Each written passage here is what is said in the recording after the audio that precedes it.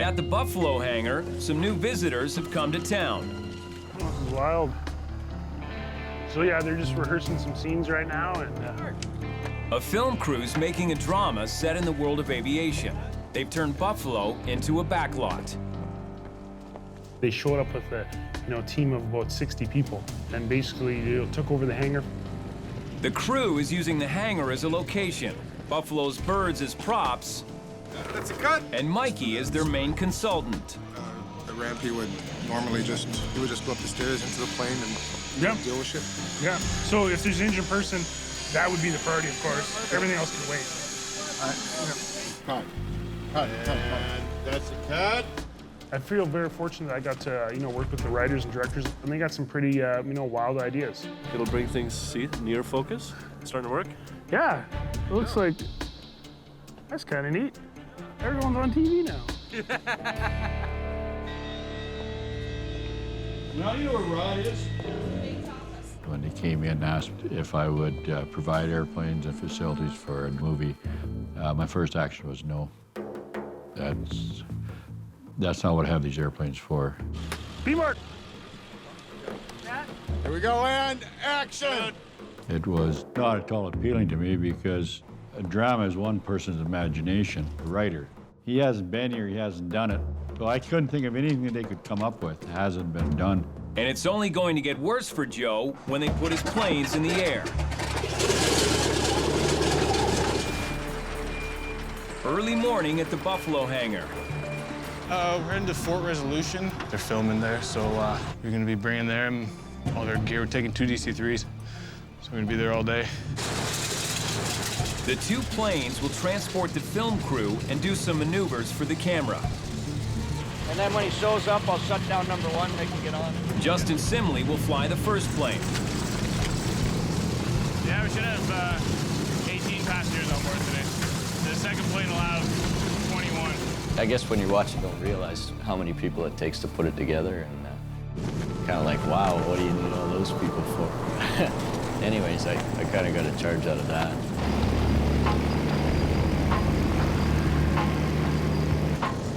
Morning Center from Buffalo 213 with you off 160 on 8,000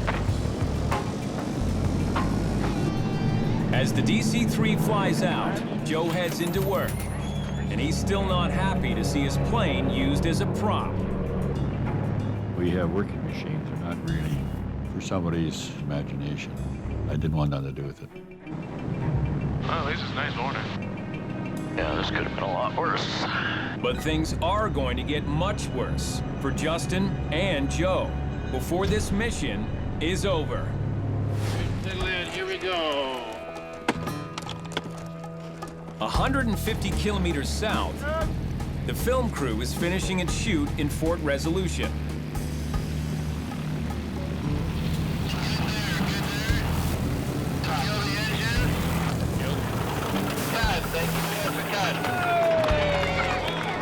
Up until now, it's all gone according to plan. Nice day for it. Weather worked out for us good.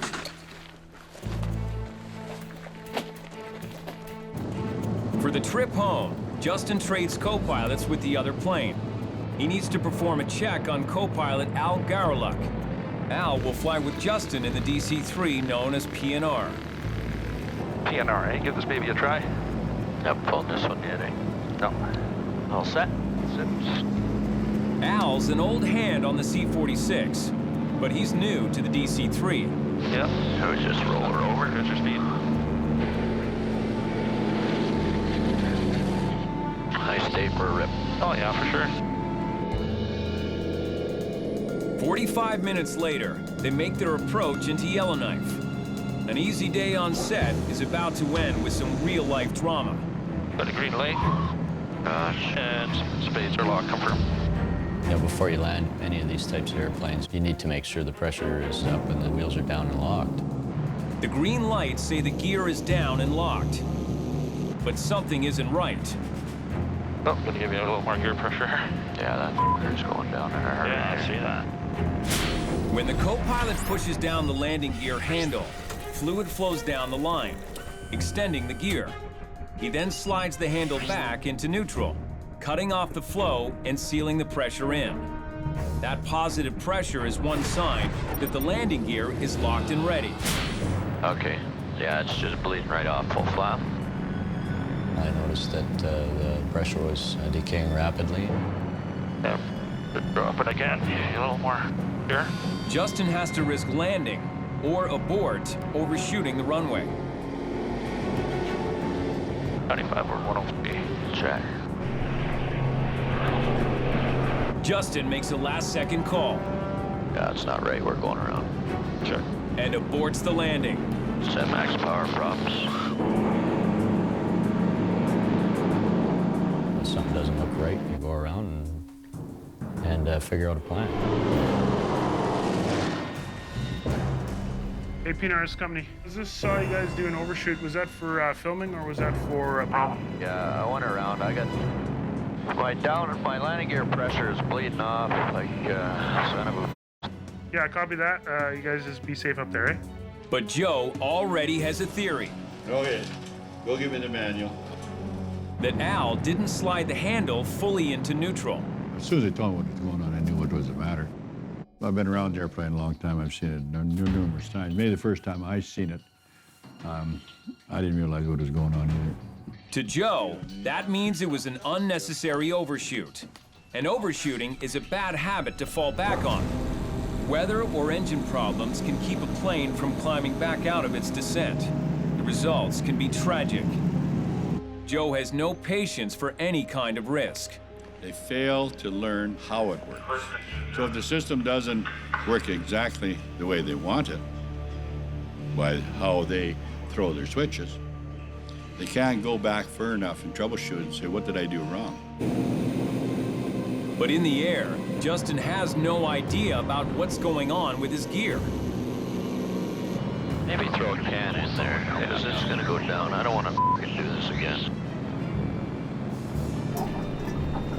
Al tops up the hydraulic fluid for insurance. And they take a second shot at dropping the gear. Panel neutral. Green light. Green light. You got a wheel? Yeah, I see a wheel up there. Okay, positive lock. Positive lock. Once again, the lights say all gear is locked. But Justin can't be sure what's going on until his wheels hit the runway. I want my f***ing gear to collapse when I touch down. Okay, give me a quick shot of gear pressure. Check. Just bring it right up. All right. Here's down. Final checks are complete.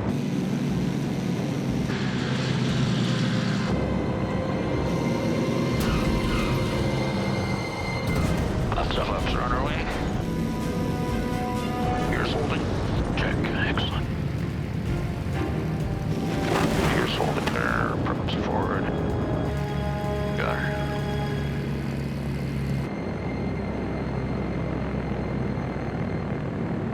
Good ahead. Today, it all worked out. Nice ride. But Joe's fuming that his DC-3 crew took the risk of a runway overshoot. Cannot possibly have a DC renegade. Yeah, you're coming in to land, you're coming in to land. The pressure's going up and down. I'm going around. You know? At 200 and a quarter. Well, I ain't Icy, like that. icy. Pressure doing that. Sure you do. Put the handle right where it's at right now. It always upsets me that pilots don't take the time to learn how the system works.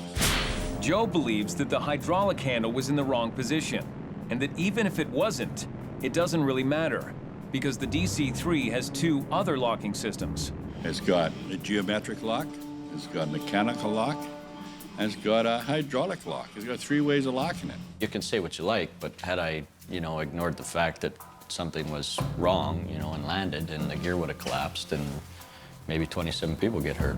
This could happen at the end of a dark, dirty night in a snowstorm with maybe not in an airport you want to do a go-around on. It was a similar situation in 1987, when this de Havilland Caribou lost altitude during a go-around near Ross River in the Yukon.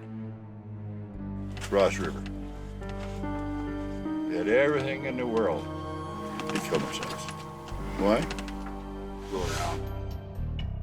You're gonna go around and kill yourself.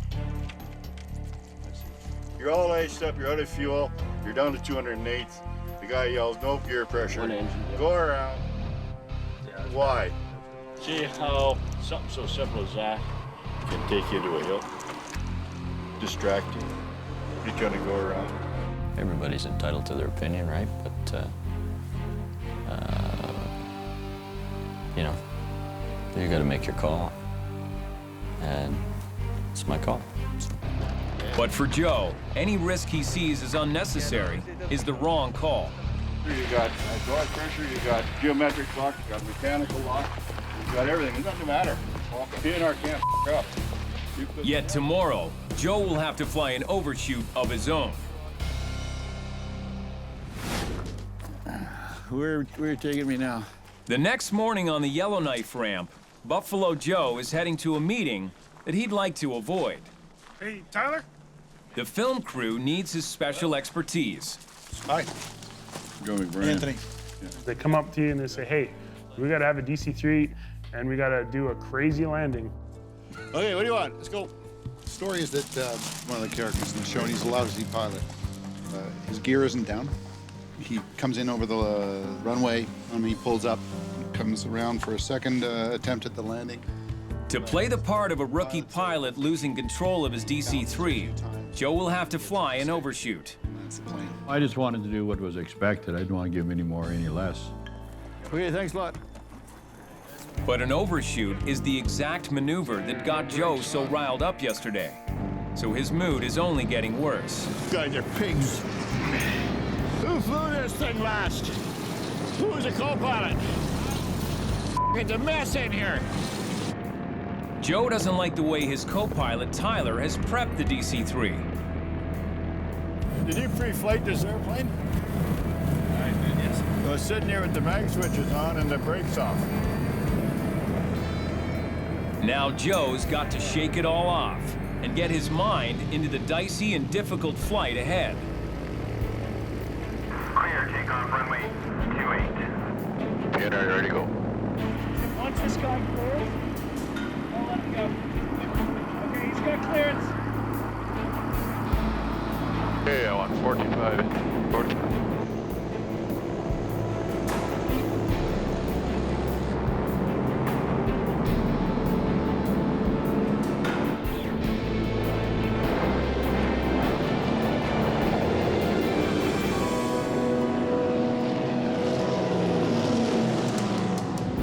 First up, a touch and go, banging the wheels down on the runway and immediately ascending back into the air. You want 2 flap? Yep. Here he comes. Yeah, a little wider, better.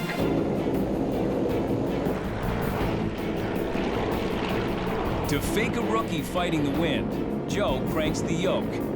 At less than 20 feet up, Joe could scrape a wingtip across the tarmac if he's not in complete control. It's completely unnatural to see a DC-3 come in all wonky like that and actually get your heart racing. He has to smack down right on his mark.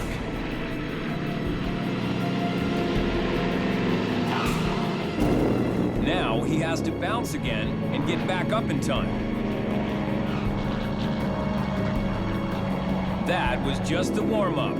For Joe's next stunt, his landing gear will be up. It's the maneuver that's downed many planes, the overshoot. Okay, PNR's in left-hand circuit. This will be low and over with the wheels up. It's a last-ditch option that today he can't avoid.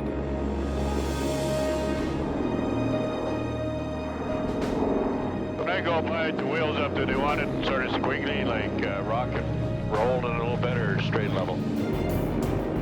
There are times you gotta do go around, but make sure you have to do it before you do it. Joe is going to drop within 20 feet of the tarmac. Other Buffalo pilots refuse to even try this move with the gear up. If he miscalculates or anything goes wrong, he's got no landing gear and nothing to cushion his fall.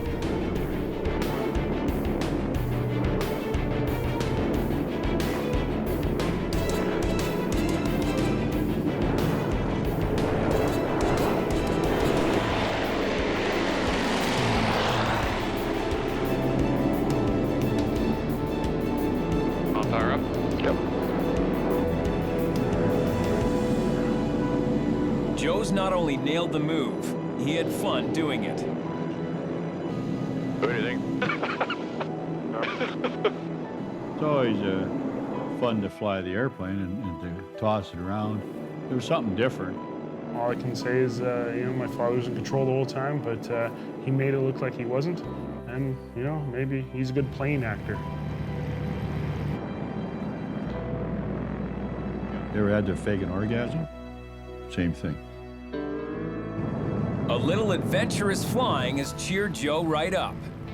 I don't know what the hell you're going to do with that. Even if he had to look bad to do it. I don't know what bad means. Whatever it is, it must be fun. I've been good all my life. I want to get a chance to be bad one day. 1 minute. That minute of fun was exactly what he needed.